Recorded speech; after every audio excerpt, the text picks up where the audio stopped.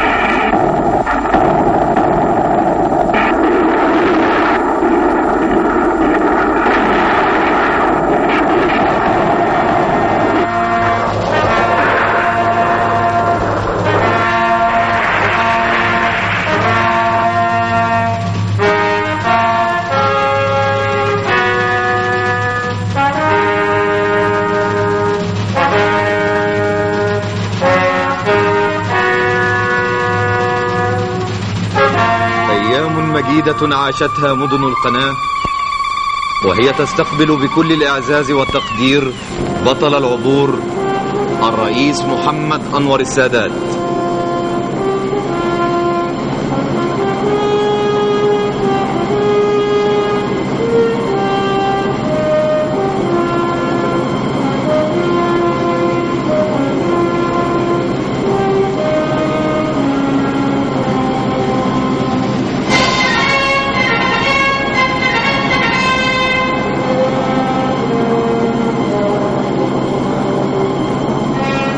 أيام مجيدة تحفل بأسمى المعاني عندما التقى القائد الأعلى للقوات المسلحة بأبنائه الضباط والجنود.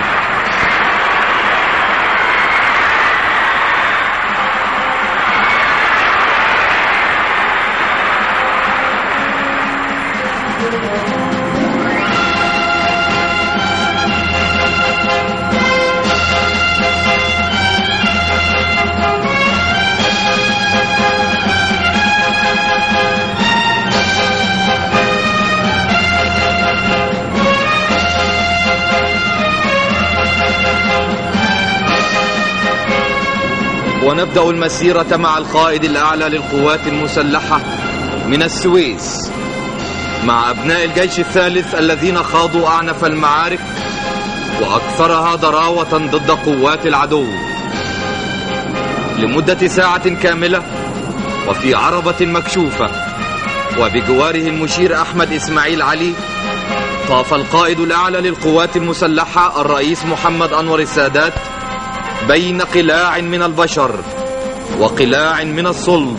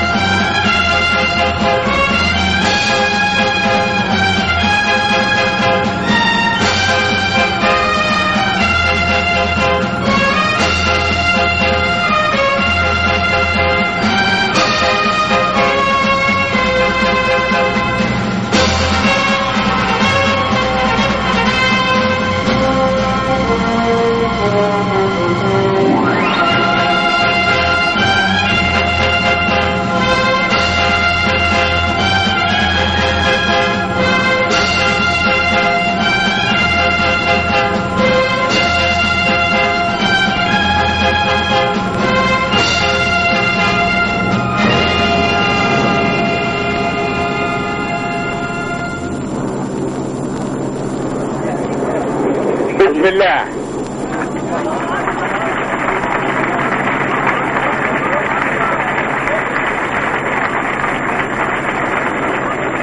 أبنائي من الضباط والجنود، أحمد الله، فقد كنت واثقا أنني سألتقي بكم في مثل هذا اليوم وتحت أعلام النصر، ففي آخر لقاء لي معكم ذكرتكم بأن شرف مصر أمانة في عنقكم،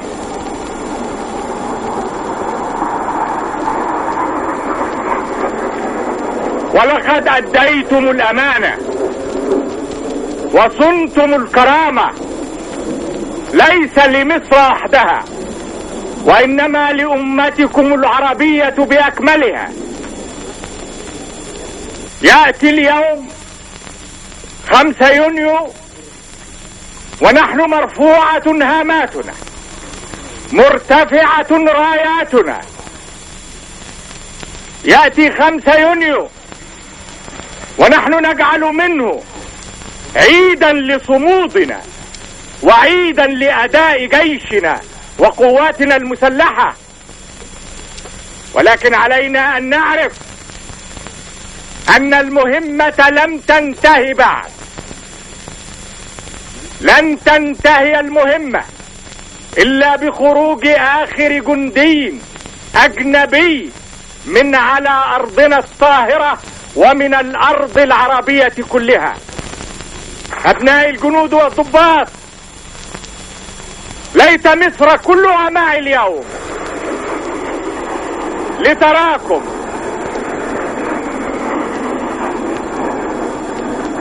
ليت العرب كلهم اليوم هنا ليروكم ويفخروا بكم كما أفخروا بكم اليوم. لا هزيمة بعد اليوم ولا تراجع بعد اليوم، وإنما إلى الأمام وإلى الأمام.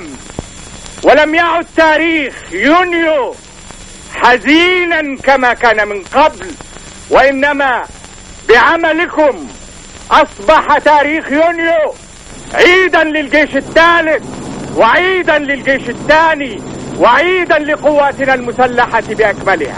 لقد ربط أبناء الجيش الثالث ضفتي القناة برباط قوي تعبر منه مصر كلها إلى أرضها المباركة الطيبة بعد أن تطهرت من دنس العدو وبغيه. ويكرم القائد الأعلى للقوات المسلحة الأبطال الذين حطموا تحصينات العدو في فدائية رائعة. لقد استولوا على الموقع 149 وغيره من المواقع. لم يمنعهم سيل القنابل المنهمر من كل زوايا الموقع. لم يحل بينه وبينهم الغارات المكثفة التي وجهها العدو ضدهم. لم يفت في عزمهم أطنان الذخائر التي صوبها إلى صدورهم. استشهد منهم أبطال وأكمل الاستيلاء على الموقع أبطال. واليوم يكرم الرئيس هؤلاء الأبطال باسم مصر كلها ويضع على صدورهم أوسمة التعظيم والتقدير.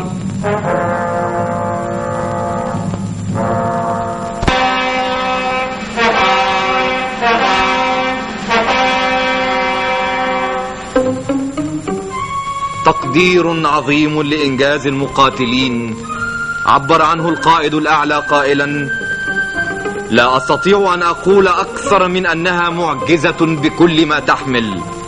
لا أستطيع أن أتحدث بأكثر من ذلك، فالإنسان يجب أن يصلي في هذا الموقع.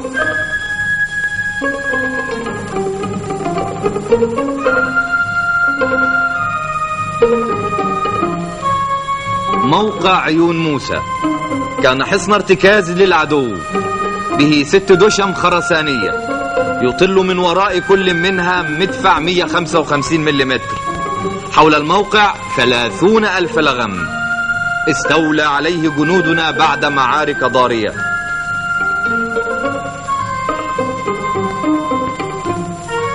ويصل القائد الأعلى إلى مكان الموقع ويحيي الرجال مقدم قائدهم إلى الأرض التي شهدت أعنف المعارك وأقساها.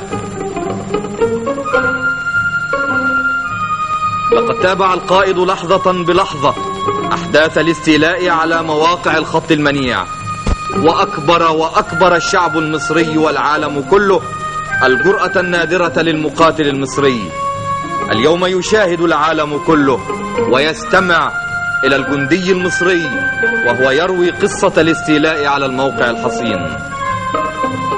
وظهر ذلك اليوم المجيد اتجه القائد الأعلى للقوات المسلحة إلى حيث يرقد في أمان وطمأنينة رجال عظام وهبوا أرواحهم فداء لوطنهم، واختاروا إحدى الحسنيين، الشهادة في سبيل الله.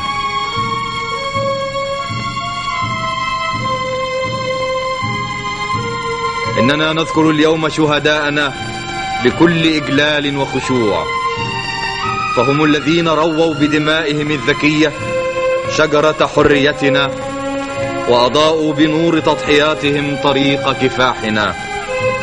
إن أرواحهم ترفرف راضية مرضية، لأن ذكرى 5 يونيو أصبحت ذكرى نصر وفخار.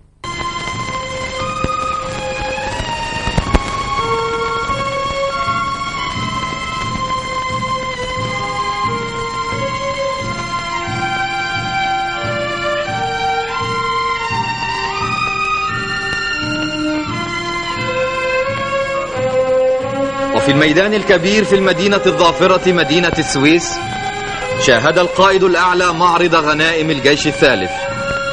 معدات العدو وأسلحته ودباباته وطائراته تحكي حجم الانتصار الذي حققه أبناء الجيش الثالث.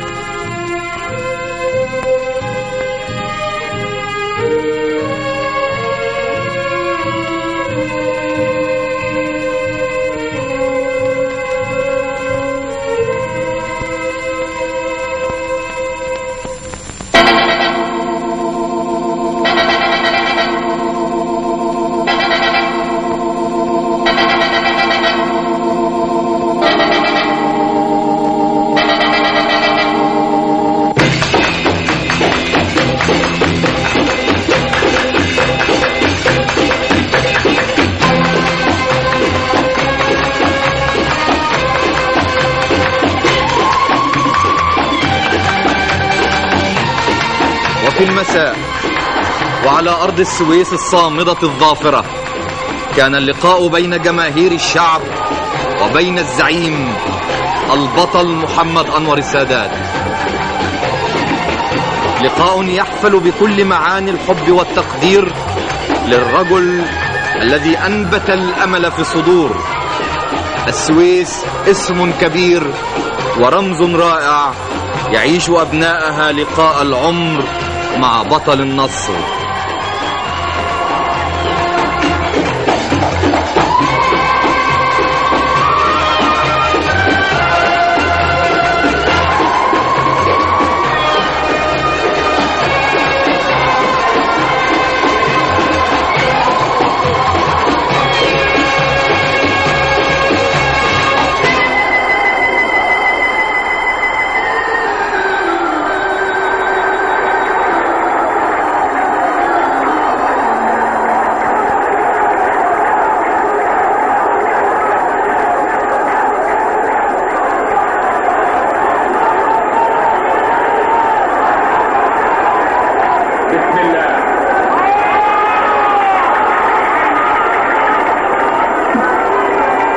مدينة السويس الباسلة لم تحارب سنة 67 وسنة 73 فقط، ولكنها حاربت طوال هذه المدة بغير انقطاع. لقد كانت السويس طوال أكثر من 6 سنوات هي الهدف السهل بالنسبة للعدو، فلم يكف لحظة عن ضربها ومهاجمتها وإلحاق الدمار بها، سواء خلال المعارك أو كلما أراد أن ينفس عن نفسه فيصب جم غضبه عليه. على أن مدينتكم الباسلة عرفت أعظم أيام حياتها عندما تسللت قواته خلال حرب أكتوبر إلى الضفة الغربية، ثم استغلت وقف إطلاق النار لكي تنتشر في أوسع دائرة ممكنة. ولكن الجائزة الكبرى التي كان العدو يريد الحصول عليها من تسلله كانت مدينته. إن مدينة السويس لم تدافع عن نفسها فقط، وكانت تعرف أنها تحمل في عنقها اسم الشعب المصري كله.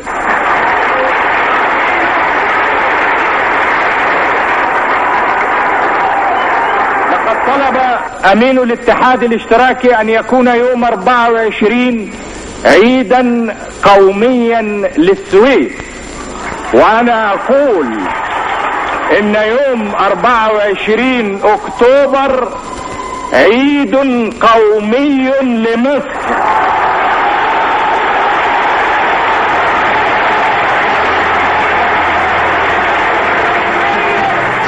في صباح 5 يونيو يشهد الرئيس أنور السادات بالقرب من مدينة الإسماعيلية العرض العسكري الكبير لوحدات الجيش الثاني الميداني التي خاضت معارك رمضان المجيدة. استعرض الرئيس وحدات المشاة والمدرعات والصواريخ والمدفعية والوحدات الأخرى، بينما كانت الطائرات المقاتلة والقاذفة المقاتلة والقاذفة الثقيلة تمرق في سماء العرض في تشكيلات كبيرة.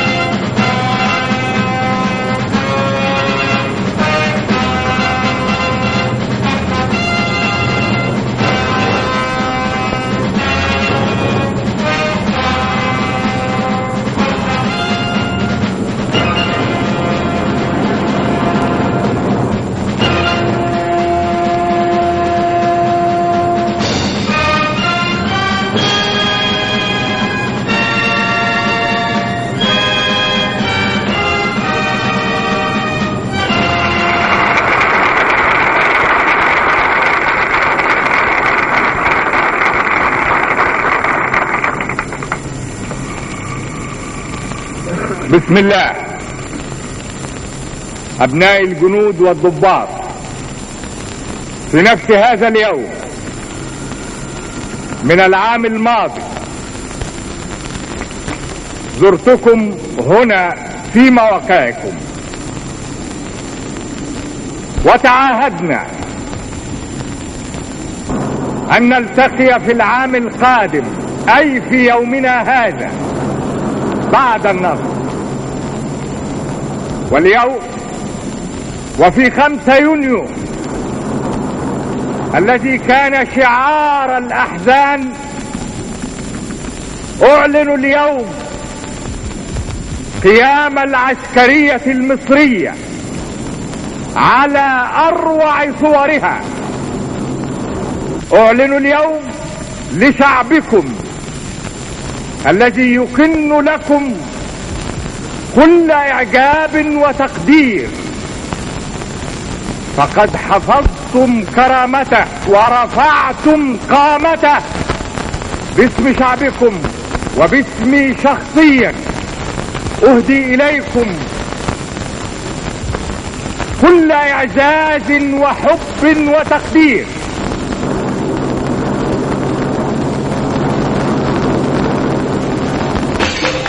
وعاشت مدينة الإسماعيلية أروع أعيادها القومية المجيدة ابتهاجا بزيارة قائد النصر والتعمير.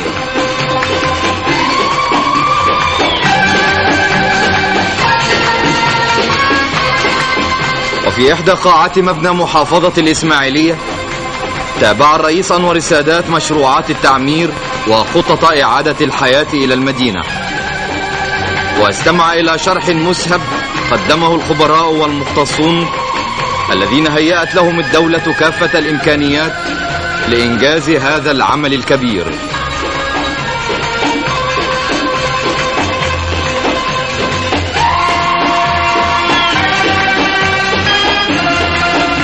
إن صورة الغد المشرق أصبحت أكثر قربا بعد أن تحررت الأرض، واتضح لكل دول العالم أن مصر قادرة على استرداد حقها بالقتال، وأن تنتزع أرضها شبرا شبرا. اليوم وبعد العمل العظيم الذي قامت به قواتنا المسلحة، أصبحت الأحلام واقعا يجري تخطيطه وتنفيذه طبقا لبرامج زمنية محددة.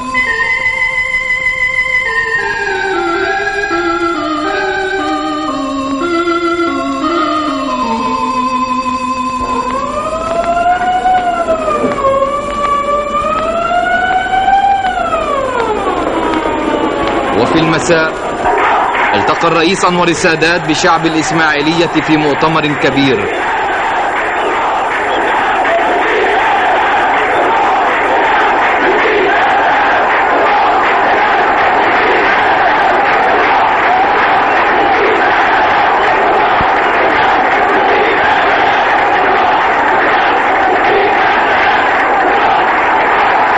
بسم الله.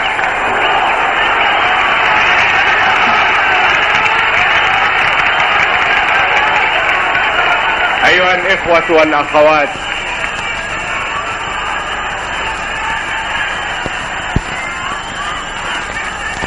أريد في هذا اللقاء أن أتحدث إليكم حديث نفسي وما عانيناه وما عانيتموه أنتم خلال 7 سنوات عجاف، حينما اتخذنا قرار تهجير مدن القناة.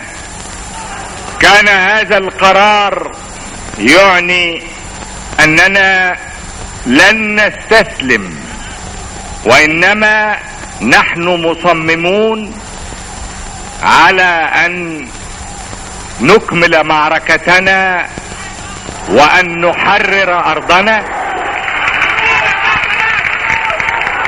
اليوم لا مدافع في الشرق تهدد الإسماعيلية.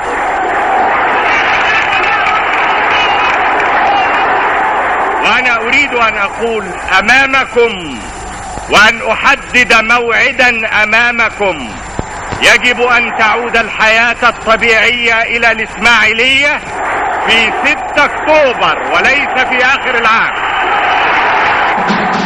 وفي صباح ثالث أيام الزيارة لمنطقة القناة، زار الرئيس قوات الطوارئ الدولية في منطقة الإسماعيلية. إنهم الرمز الذي تمارس به الأمم المتحدة دورها في تنفيذ القرارات الصادرة عن مجلس الأمن. لقد تحرك المجتمع الدولي وشعر أن عليه واجبا ينبغي أداؤه من أجل حفظ الأمن والسلام في هذه المنطقة التي تؤثر على أمن وسلام العالم كله.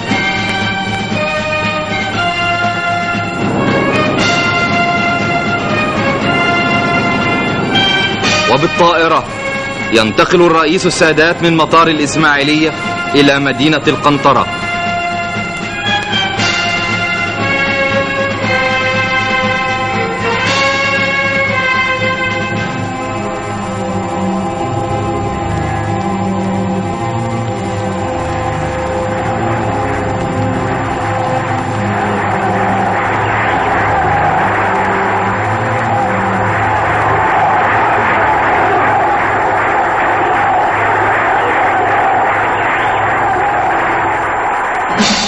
القنطرة شرق، ثاني أكبر مدن سيناء، المدينة التي حررتها قوات الجيش الثاني في بداية معارك أكتوبر.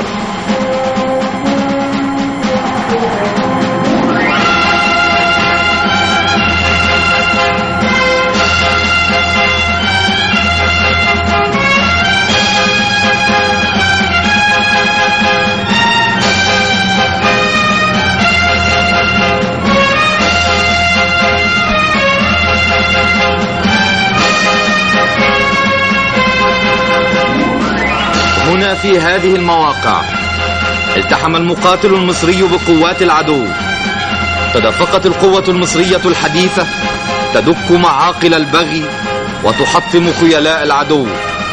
انتزعت من بين براثنه وأجلته عن ثرى الوطن الحبيب. اليوم يحيي القائد الأعلى الرجال الذين حطموا الأسطورة وقهروا الجيش الذي لا يقهر.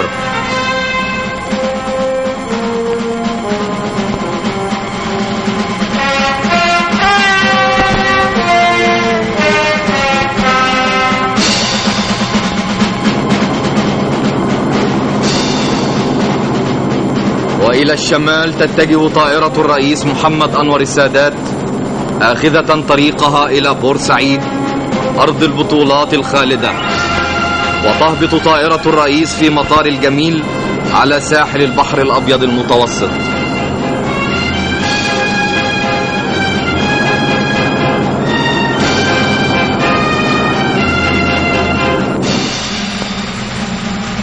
ويتوجه الرئيس إلى مبنى المحافظة ويلتقي مع الخبراء والمختصين الذين يعاونون في تطهير المجرى الملاحي للقناة، ويتابع معهم مراحل إنجاز هذا العمل الكبير.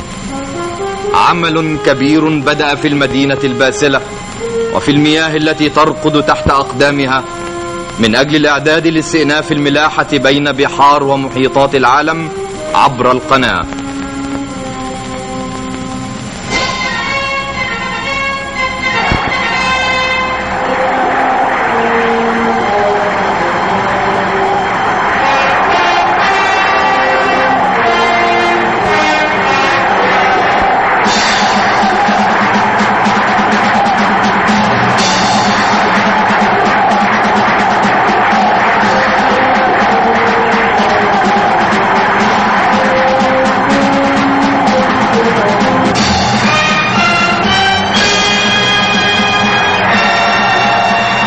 ظهر ذلك اليوم المجيد توجه الرئيس إلى حيث يعقد المؤتمر الشعبي في مدينة بورسعيد.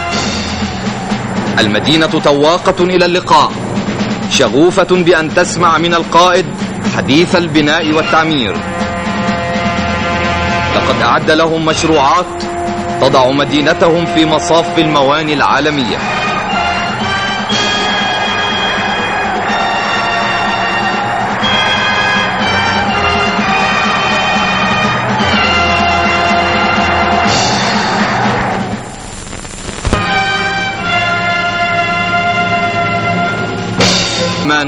وأثبتتم أنكم أهل للثقة.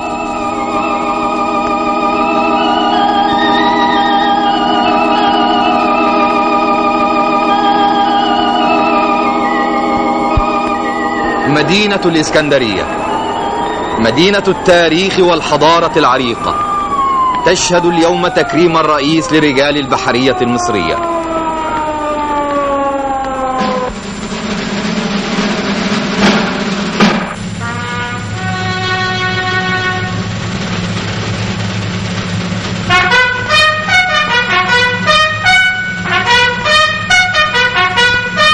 العمل الكبير الذي اطلعت به البحرية المصرية قامت به ونفذته على خير وجه، وقدم أبناؤها أرواحهم فداء لوطنهم. وفي موكب مهيب يتقدم القائد الأعلى للقوات المسلحة الرئيس محمد أنور السادات ليضع أكاليل الزهور تكريما لشهدائنا الأبرار.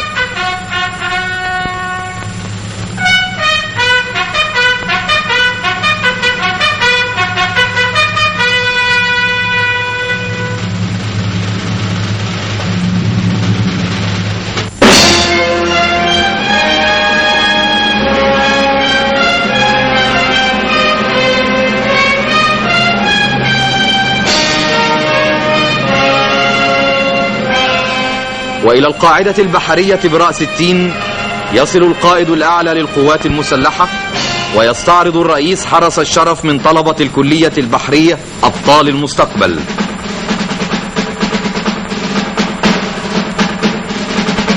ويدعو قائد القاعدة البحرية حاملي أعلام التشكيلات والوحدات البحرية التي حققت بعملياتها انتصارات خلال حرب 6 أكتوبر للتقدم أمام القائد الأعلى. ويثبت الرئيس الأوسمة على الأعلام.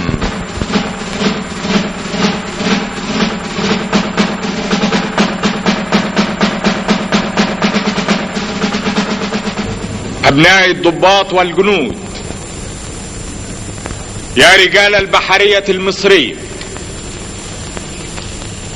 باسم مصر وباسمي أنتهز هذه الفرصة لكي أحمل لكم تحية الشكر والعرفان من شعبكم.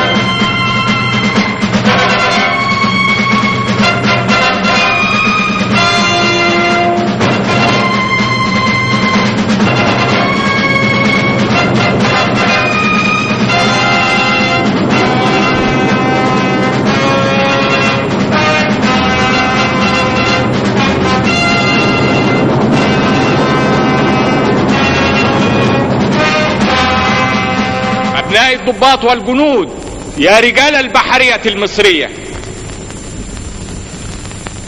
سأذكر لكم التاريخ فيما ذكر وسطر أن أول صاروخ